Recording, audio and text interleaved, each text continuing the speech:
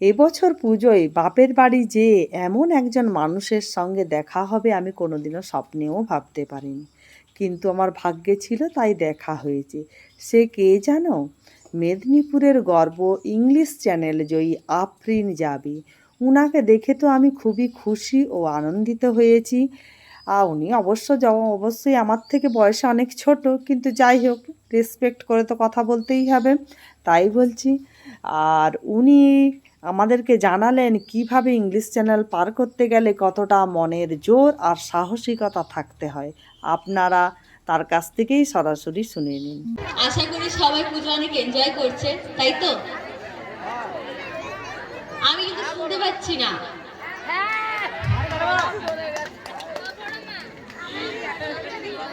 অসংখ্য ধন্যবাদ আপনাদেরকে যে আপনারা আমাকে ডাকলেন এখানে।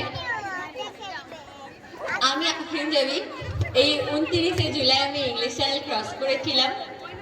ইংলিশ চ্যানেল হচ্ছে, আমরা থাকি একটা গরম গ্রীষ্ম প্রধান দেশে, এবং আমি যেখানে গেছিলাম সেটা হচ্ছে একটা শীত প্রধান দেশ। মানে আমাদের এখানে যদি ঠান্ডা পড়ে হাইস্ট হয়তো 16 থেকে 18 এরকম কিছু একটা টেম্পারেচার আসে, কিন্তু আমি যেখানে গেছিলাম ওনাদের গ্রীষ্মকাল শুরু হয় 10 থেকে 9, মানে নর্মাল চলছিল আর কি বলতে পারেন। লাস্টে ইংলিশ চ্যানেল এই জন্য ফেমাস কারণ এখানকার ওয়েদার বোঝা যায় না কখনো, এবং এই ওয়েদার বোঝা যায় না বলতে এটা আমি ওখানে কি লাস্ট 32 মানে ওই 34 কিলোমিটার যদি আমি ধরে বলি, তাহলে লাস্ট 2 কিলোমিটার মানে আমি ফিনিশিং পয়েন্ট আমার দেখতে পাচ্ছি, কিন্তু আমি এগোতে পারছিলাম না। যেমনটা বললাম যে ওয়েদার বোঝা যায় না, এতটাই অপোজিট ওয়েভ কিংবা ওয়েদার এমনভাবে চেঞ্জ হয় যে পরে আমাকে আরো 2 কিলোমিটার পিছনে ঠেলে দেয়, এবং ওই একই জায়গায় সাঁতার কাটতে কাটতে ঠান্ডার জন্য এবং বলতে পারেন বোরিংনেসে কিংবা টায়ার্ডনেসে আমি মাঝে ভুলভাল বকা শুরু করি। যেরকম ওই সময় আমার সঙ্গে আমার দাদা ছিলেন, আমি আমার দাদাকে বলতে লাগি যে তোমরা আমাকে গোল গোল কেন ঘোরাচ্ছ। তো ওখানে সিএসএ বলে একটা অ্যাসোসিয়েশন আছে, যার অবজারভার আমার সঙ্গে ওখানে ওই সময় আমার বুকে ছিলেন, এবং ওনারা বাংলা বোঝেন না, কিন্তু কিছুটা আমার এক্সপ্রেশনে কিংবা কথায় বুঝতে পারলেন যে আমি কোথাও না কোথাও টায়ার্ড কিংবা ভুল বকছি, এবং ওনারা আমার দাদাকে জিজ্ঞেস করলেন। তো পরে ওনারা এটা বললেন যে তোমার বোন কিন্তু অলরেডি হাইপোথার্মিয়ার ফার্স্ট স্টেপে চলে এসছে। এবার হাইপোথার্মিয়ার বিষয়টা হচ্ছে যে এখানে প্রথমে আমরা আনকনসিয়াস ভাবে কিছু ভুলভাল বকি, এবং অনেকক্ষণ সাঁতার কাটার জন্য আমাদের শরীরের যে কর্মক্ষমতা এটা অনেকটাই কমে যায়। এবং যেটা আমি বললাম যে ওখানে যে ক্যামেরা থাকে ওইখান থেকে ওনারা আমাদের পুরো মানে টোটাল বডিতে যে মানে আমার কর্মক্ষমতা কিংবা আমার পালস রেট সব কিছু ওনারা ওখান থেকে অবজার্ভ করেন, এবং ওনাদের কাছে আটলান্টিক মহাসাগরে লাইফ রিস্ক এতটাই বেশি হয় যে ওখানে সিএসএ যে অ্যাসোসিয়েশনের যে কমিটি বলতে পারেন কিংবা আমার সঙ্গে যে অবজারভার ছিলেন ওনারা কখনোই লাইফে রিস্ক নিতে চান না। কারণ এমন অনেক সাঁতারু আছে যারা বুঝতে পারেনি, অজ্ঞান হয়ে গেছিলেন, এবং আজ পর্যন্ত তাদের বডিও খুঁজে পাওয়া যায়নি।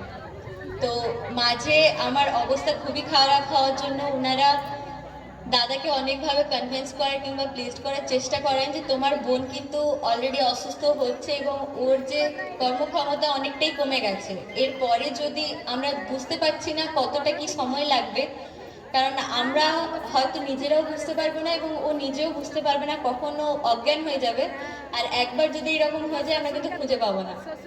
তো সেই জায়গায় আমার দাদা আমাকে সাপোর্ট দিয়ে বলেছিলেন যে ঠিক আছে, ও যদি উঠে যেতে চাই তাহলে আমরা ওকে তুলে নেব, কিন্তু এই টোটালি ডিসিশনটা আমার বোনের হবে। এবার যেরকম আমি আপনাদেরকে আগেই বললাম যে আমাদেরকে 30 সেকেন্ডস টাইম দেওয়া হয়, তো ওই 30 সেকেন্ডসের মধ্যেই যে আমরা লাস্ট খাবারটা নিয়েছিলাম আমি, ওতেই ওই খাবারের সঙ্গেই মানে দাদার সঙ্গে যে আমি কথা বলবো তার জন্য আমাদেরকে কোনো এক্সট্রা টাইম দেওয়া হয় না। কারণ আমি যদি 30 সেকেন্ডসের বেশি ইনঅ্যাক্টিভ থাকি কিংবা সাঁতারে যদি আবার মানে সাঁতার কাটতে শুরু না করি, তাহলে কিন্তু ওনারা ওই রুলস অ্যান্ড রেগুলেশনের মধ্যে এটাও একটা পয়েন্ট যে ওনারা 30 সেকেন্ডসের বেশি আমাকে ইনঅ্যাক্টিভ দেখলে ওনারা ডিসকালি করবেন।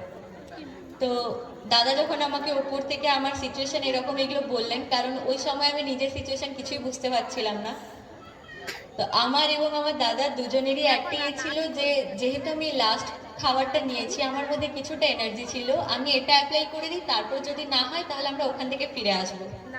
এবার ওখান থেকে ফিরে আসা বলতে আপনাদের হয়তো মনে হচ্ছে যে ওই তো লাস্ট কিছুটাই তো, আরেকটু এফোর্ট দিলে হয়ে যাবে, কিন্তু ওই লাস্ট কিছুটা পথে, শুধু ওই কিছুটা পথ নয়, বাকি পথেও এখানে সামুদ্রিক জীব বলতে জেলিফিশের অ্যাটাক অনেক বেশি হয়। এবার জেলিফিশ হচ্ছে যে বলতা কামড়ালে আমাদের যেরকম ব্যথা কিংবা জ্বালাটা হয়, জেলিফিশের এই স্টিংয়েও আমাদের সেম ফিলিংগুলো হয়। এবার জেলিফিশের এই স্টিংগুলো খালি চোখে দেখা যায় না, এবং এরা যখন আসে পুরো দলে দলে আসে। তো লাস্ট মোমেন্টেও পর্যন্ত আমাকে বলতে পারেন যে জেলিফিশের অ্যাটাক হয়েছিল আমার, এবং আমি আমার লাস্ট চেষ্টা করি আপনাদের সকলের আশীর্বাদে, কারণ আমি ওখান থেকে বুঝতে পারছিলাম না, যখন আমি এখানে এসেছি আমি শুনলাম যে গোটা মেদিনীপুরবাসী আমার আমার জন্য সেদিন প্রার্থনা করছিল, এবং কি বলবো, সবাই সেদিন ফেসবুক মানে লাইভ সবাই আমাকে অবজার্ভ করছিল। তো এটা শুধু আমার একলার জয় না, আমার মনে হয় এটা গোটা মেদিনীপুরের জয় যে আমি শেষ পর্যন্ত ফিনিশ করে আসতে পেরেছি।